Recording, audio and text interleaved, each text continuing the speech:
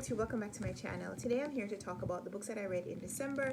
I finished 9 books in December and it's been a while since then, so I might not remember everything about the books anymore, but I just wanted to share a little bit of what I really liked about each one of these books. The first book that I finished in December was Confessions in B Flat by Donna, and this one is historical fiction set in the 1960s and romance.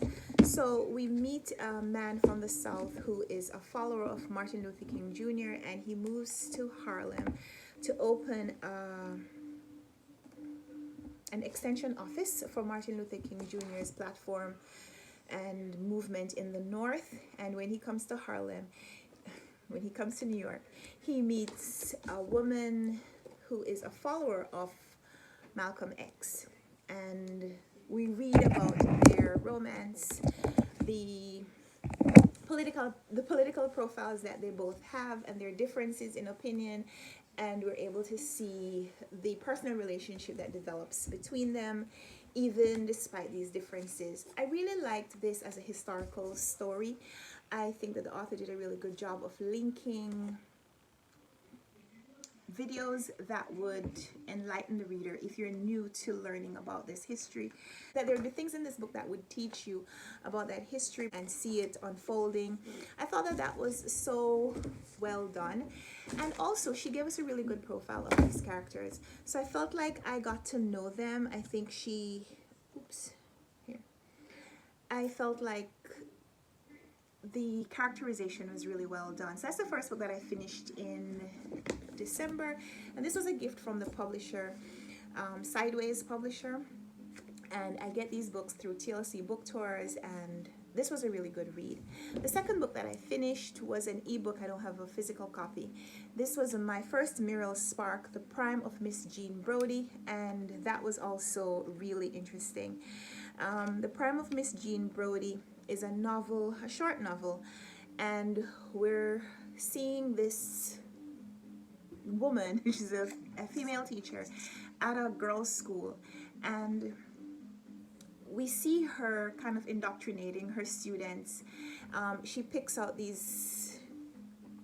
small group from her class, and she builds really strong personal relationships with them. She takes them out and she introduces them to things under the guise of bringing them culture. She's also indoctrinating them and bringing them into her political leanings. I thought that this was a really clever way for Muriel Spark to show how people hid their political affiliations and political beliefs, even at the same time that they were putting them out in the open, because these were open secrets, terribly kept secrets in this school. And the teacher, she had this confidence that they would never be able to fire her because they needed her, and so she was able to kind of do what she wanted and get away with it. And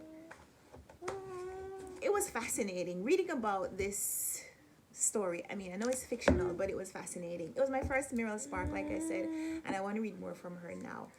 The third book that I read was another gift from the publisher. This one was from Penguin Random House, and this was a Christmas romance, Jingle All the Way by Debbie Macomber, who's probably the most well-known Christmas romance writer, and I really enjoyed it. The only fault I would say about this book is that most of the book is not at Christmas. It happens in December. We're meeting about a female workaholic who, she's working in this company, like a startup company, and she's a very valuable part of the team, but the boss has decided to hire one of his family members, and they're not getting along. His family member is not getting along with this character, and so he sends this, our main character, on vacation, and it turns out to be a trip down the Amazon that she didn't prepare for. So while she thought she was going on a luxury cruise, she's absolutely unprepared for this trip. And there she meets this man, and she gets sick and he takes care of her. And I really enjoyed the mature romance, the way the author writes it, that these people are not just falling in love, that they're making decisions about how they want to spend their time. And, you know, there's still some enchanted romance in this book, but overall I think that this was really well done and I really enjoyed it. So that again was a gift from the publishers Penguin Random House Christmas novel, Jingle All the Way by Debbie Macomber. The next book that I finished was How Much of These Hills is Gold by C. Pam Zhang, and this was another e-copy that I read from my library. This was a buddy read with Heidi and Patrice and Doris, and none of us liked this book. There was no one in the group who really understood why this book has gotten all the accolades that it has. The story is set in the West, in California, during the gold rush period, and we're reading about a family of Asian Americans. They're Chinese American. Well, the mother is a Chinese, and she's come to the United States as some kind of a work program where they were taking people under the pretense that they were going to have some different kind of life, and they came here as laborers. And the father, the man who he was born here, but nobody really accepts him as an American. Everybody sees him, they think immigrant. And we're reading from the perspective of their two children, and in the course of the novel, we see the children, who are supposed to be pretty young, we see them distancing or being distanced from their parents in different ways for different reasons. And we're learning about them having to grow up really quickly, and the relationship that exists and devolves between the two sisters. One of the sisters is transgender or queer. Let's say she's queer, because for part of the book she's identified as female, and part of the book she's identified by her male assignation. And I didn't really feel like even that was well done, but I just didn't really like much about this book. The word that Heidi used to describe this book is bleak. It is one of those books where not much good happens to anyone. The only thing that I can remember that was positive that happened was that in the beginning of the book, one of the girls, the main character, has an injury, and it's a disfiguring injury. And at the end of the book, she's injured a second time, and this time it gets rid of the first deformation. And I was like, okay, so something good finally happened to this person, but it's because of something terrible. Two somethings that were terrible that have happened. So yeah, I didn't like this book. I thought that there were places where the prose was really affecting, but there were some tragedies that were just, like, they kept escalating. I don't want to give too much of the story away, but they were harrowing and horrorful and harrowing, and I'm looking away just because I don't even want to remember too much about this book. So yeah, we're going to move past that one. The next book that I finished was really... I don't know why she threw the books on the ground. The next book that I finished was Transcendent Kingdom by Gyasi, and I love this. The main character in here makes me think about the author. The main character is a young woman. Her name is Gifty, and she is Ghanaian American. Her parents came to the United States when before she was born. She had an older brother. And I don't want to tell you too much about the story, because I feel like this synopsis gives way too much of the story away. There are things in this synopsis that you don't know in the book for over 100 pages, and I don't like that. So I didn't read the Dust Jacket, so I'm not going to spoil it for you. But the story is about Ghanaian American woman, and she is a scientist. She's researching the psychological ability to move past pain and choose good things.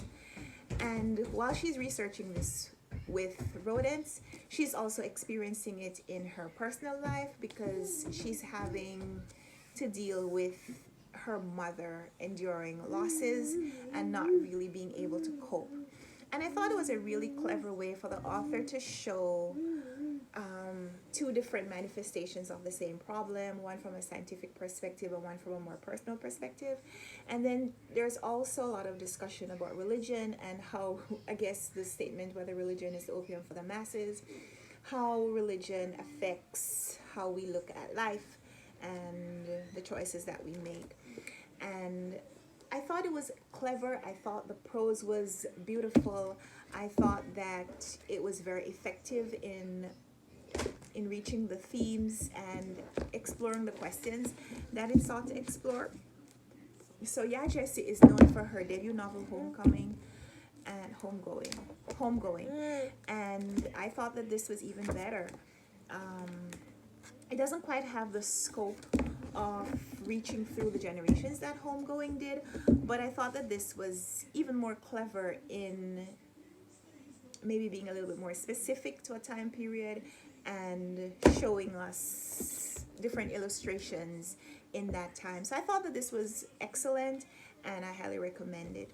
The next book that I finished, where's my list? What do you do with my paper? Okay.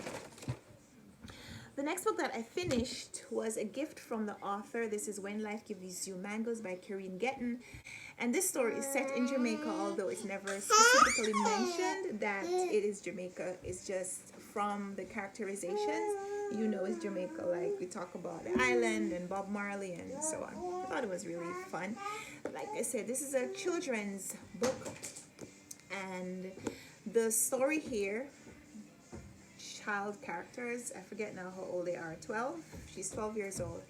And the story is about a girl who has endured a tragedy, and her response to that is kind of amnesia. She has forgotten certain things about that period, that tragic period. And over the course of the story, as we see people trying to relate to her without telling her what has happened, they're trying to give her space and time to work it out, to be able to acknowledge it for herself. And in this story, we see how people show their kindness to her, and when it's finally revealed and who finally reveals what the tragedy is, like, it's so surprising. But I think if I read this a second time, I would see the hints, see the clues all leading up to it, because this was really well done. I just, oh man, the twist shook me. So careful. So yeah, highly recommend this one. You learn a lot about Jamaican life and the life of people in rural Jamaica especially, and I thought it was great as a cultural narrative. But if you're not a huge fan of children's books, this might not be for you. But if you are, and I know a lot of people here on BookTube are, then you might like it.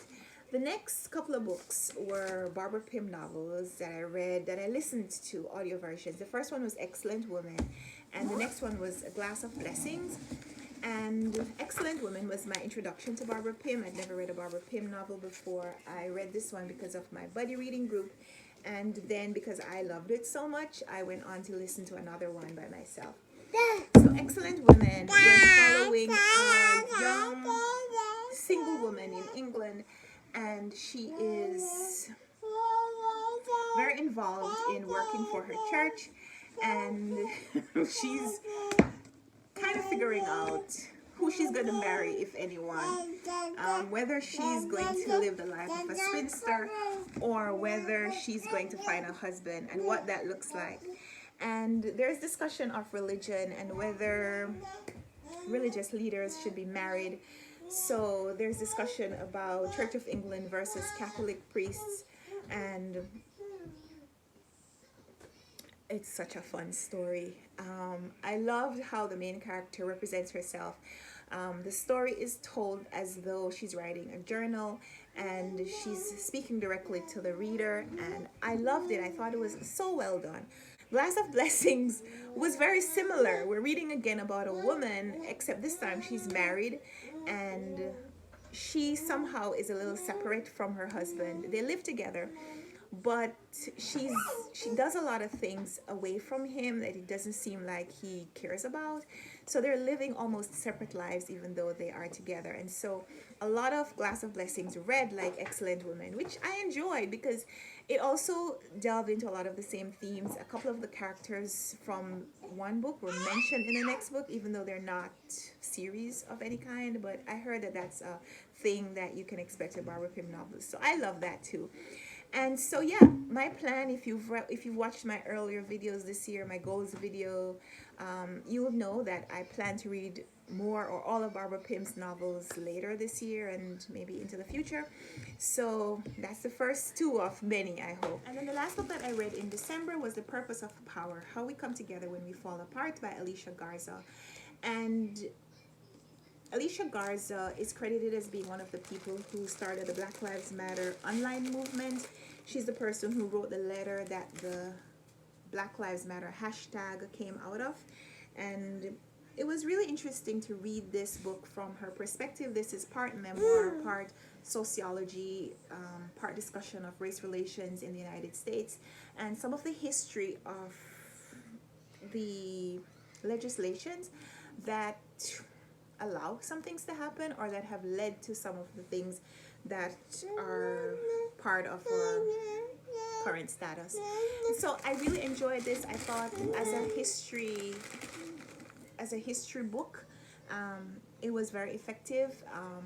As a memoir, it was even more effective. I feel like I learned a lot about this author, about some of her whys and her hows. She talks about how she learned and why she learned activism, and she's talking about her life as a middle class person growing up in a mixed race family and what that was like, the reception that she got from both sides, and I really enjoyed it. So this was the last book that I finished in December, the last book that I finished in the year, and I thought it was a really good way to round out my reading year. And so yeah, those are the 9 books that I read in December. Would love to hear from you how your reading went in December, how your reading went in 2020. If you could use one word to sum up your reading in 2020, what would that word be? For me, I'm gonna use, and this is, I didn't think about this before, but my word in my 2020 reading, I would have to say, is enlightening. I learned a lot.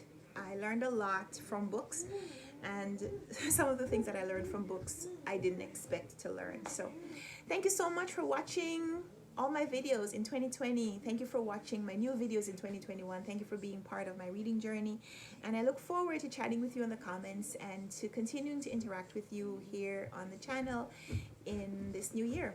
Thank you so much for watching, and until next time, bye.